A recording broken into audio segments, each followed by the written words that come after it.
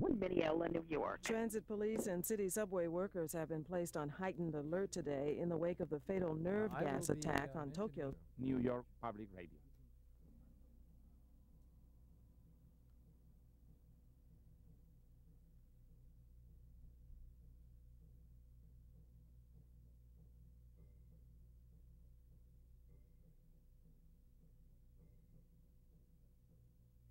It's difficult to think of a U.S. counterpart to my first guest here on New York & Company, and maybe we don't even have one. Elena Poniatowska is a Mexican writer whose account of the 1968 massacre in Mexico City established her as a prominent voice of conscience for her proud and troubled country. Deeply involved in the lives of the powerless and the poor, her books of journalism, fiction, and essays have made her the most prominent woman writer in Mexico and spectacularly popular as well. She's in town to give a free lecture at Barnard College tomorrow, and I'm thrilled that event has given me the opportunity to talk with her today. Good afternoon. We're not likely to find many Poniatowskas in the Mexico City phone book. No. But your mother was Mexican? My mother was Mexican. Her name is Amor, which means love. And all her family on my mother's side, they're all Mexican. Mm-hmm. But you were brought up in France, and you spoke French until you were 8 years old. Yes. And then you went to Mexico when you were 8 or 9? I went to Mexico when I was 8, and I arrived in Mexico and stayed there until I went to a school in Philadelphia called Eden Hall in Torresdale, a little town where there was just the train station, then a madhouse, the convent, a Sacred Heart convent, a Catholic convent, and then a jail. And then a jail? Yes, that was all there was. That was the whole town. Yes. Well, but so here you are speaking French for the first part of your life, and very quickly after learning Spanish, coming to the United States and speaking English, yes. And yet you write not only in Spanish, but you write in a Spanish that is very accomplished. Did you pick up that wonderful Spanish that we read in just that brief time that you spent between France and the United States? No, I was never taught Spanish because at my house we used to speak French, and so I was taught Spanish by the people in the streets. Mm-hmm. But it's not my Spanish is not very wonderful. It's very popular. Oh, so that's the reason why it seems rich and full of life to the outsider, because it isn't the Spanish of somebody who went to the best universities. Yes. But it's not atypical, is it, for people in Mexico to reject the Mexican side? Rich people, in fact, until recently, there were hardly any decent Mexican restaurants in Mexico City because everybody went out to French restaurants or fancy Spanish restaurants, Italian restaurants. Mexican food was considered kind of lower class, even though it's such a rich heritage. Was it? No, but in my house, I remember we ate Mexican food and loved it. Because the maids made it. Yes. But you still thought of yourself, or your parents thought of themselves as being more cosmopolitan than just what was going on around them. Oh yes, my mother speaks Spanish with a very strong French accent. Mm-hmm. She cannot pronounce the R. She says, rápido ruedan las ruedas del ferrocarril. She can't say the R. Uh-huh. She says it in French. And people hear that immediately, of course. Yes. Which puts her in an exalted position, or do people have a certain amount of contempt for somebody who can't speak Spanish like a local? Well, no, I don't think they have any contempt. Now Mexico is very cosmopolitan, so they are used to everything. Mm-hmm. Well, you wound up, because you learned Spanish on the streets, getting very involved with the sensibility of the streets. Yes. Even though you were living in this kind of rarefied atmosphere, you actually saw yourself as a woman of the people from the start. Yes, I did. Always. As a little girl, I cared a lot about their stories, what they told me, and all the magic in their stories, and all the magical realism, all Garcia Marquez put in a book, no? Mm-hmm. And for me, it was very extraordinary, especially being a little French girl, no? Coming from Paris, and everything I saw was so crazy and so new that I loved it. Because Mexico is really unlike any other country in the world, although we here we don't realize it, but this is a country that merges not only pre-Columbian cultures with Spanish, but also there are French influences, there are English influences, Chinese influences, Yes. a lot of influence from the United States, making it an amalgam unlike anywhere else in the world. Yes, it is. And one that would be fascinating to an outsider who's trying to become an insider. Yes. Yes, well, I feel I'm an insider. You also worked for a while with Oscar Lewis, so there was an anthropological side. Yes, I worked with him for 2 months, or for him, and but they used to think he was a doctor at the vecindades where he went, so they used to think that he was a doctor that was going to cure them, and he was only, of course, a doctor in anthropology, but he didn't want to disappoint them, so when they said Doctorcito, he kept aspirins and giving them things like that so they would be happy. And I worked with him, and he had opera. I remember he sang opera and had opera lessons. He was a very good and wonderful man. But he had all his informants come to see him. He didn't go out to the people. Yes, he did sometimes.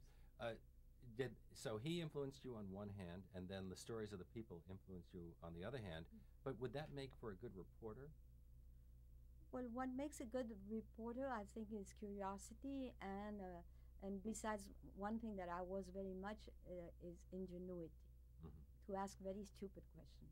Right now, you, as a reporter, as a journalist, you have to be going through one of the richest times in your life, if one of the saddest. When you arrived in Mexico, there was a kind of a golden age happening. Not only were there all those famous painters, Diego Rivera, Orozco, Siqueiros, Tamayo, but Luis Buñuel was making movies, and a lot of other famous filmmakers were there. There were a lot of emigres from Europe who'd come by to enrich the culture that was already rich. That was a great time.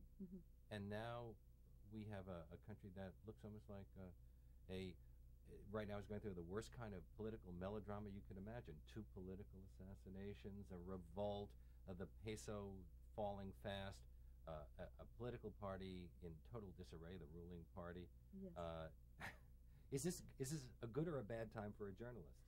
I think it's a wonderful time for a journalist, but I think it's also a very difficult time for a Mexican, no? Because as a Mexican, I feel very ashamed of my country, but not of the country in itself, but very ashamed of the president we chose, and very ashamed of what is happening. And which president are you talking about, Salinas or Zedillo?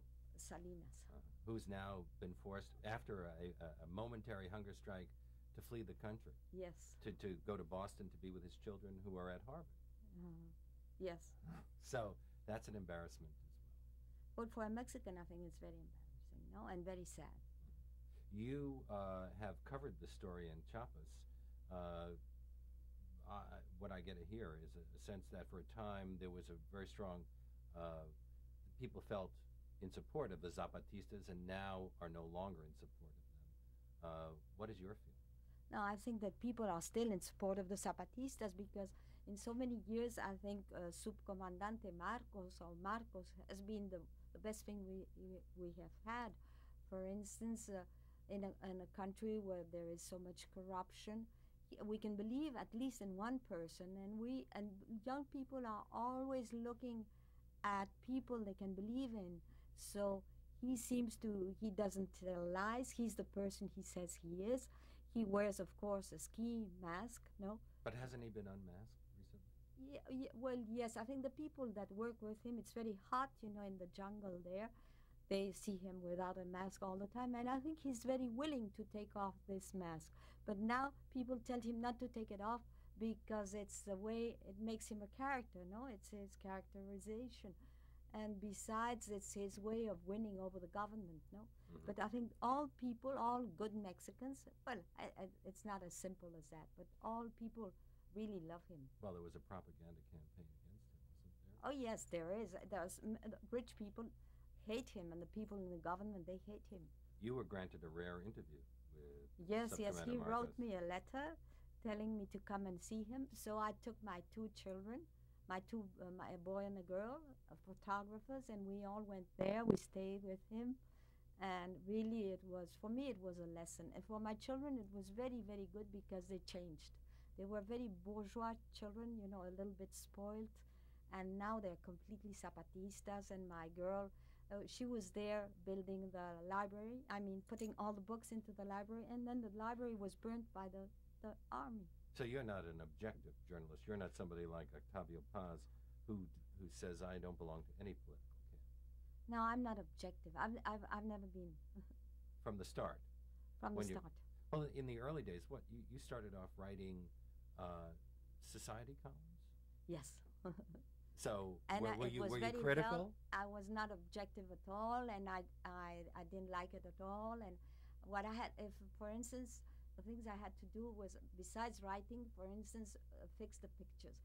So if the ladies wore skirts that were too high, I had to paint a little strip, put it down. You painted them as well, really? I painted them as well, and I didn't like it. And then I started making jokes like the ugliest woman, the ugliest hat, because in 1954, they wrote, in 1953 when I started, they wore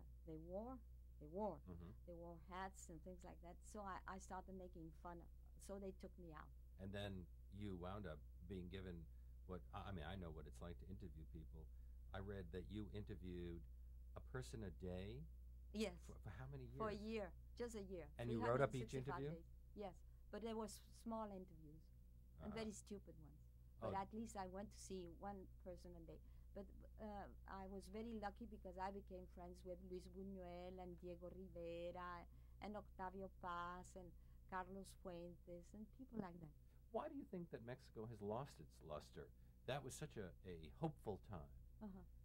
And we have the same political party in power. If anything, Mexico has gotten a little richer because oil was found. So here we are with seeing a country go into serious decline since those days. Well, I think that there's also in history a law of balance, no? Sometimes the balance is high, sometimes it's very low. We are at our lowest point. But I think that, for instance, Subcomandante Marcos is just like Emiliano Zapata, no? And Emiliano Zapata was supposed to be the highest point of Mexican life because it was the revolution.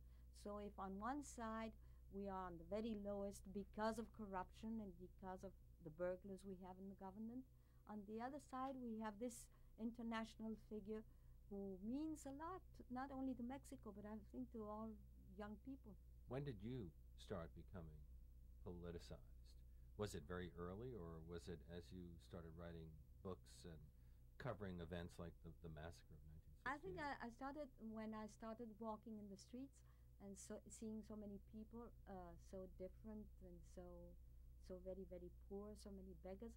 But that sounds very sentimental, but I really got very politicized in 1968. In 1968, yes, when the students' movement. There was a student movement. There was soon to be an Olympics, yes, right? Yes. And students were in this plaza where they were cut off. Yes. And like Tiananmen Square in many ways. Yes. The government moved in and massacred I don't know how many people. Well, the Guardian in London, the newspaper said it was about 380 people, but I don't know exactly how many. We've never known it. And besides, something very queer has happened because we've never been able to establish more than 30 names of young people that were killed. Among them, a woman, a young girl, of whom novels have been made, called Regina Teucher Kruger. Your brother was also there. But he wasn't killed there. No.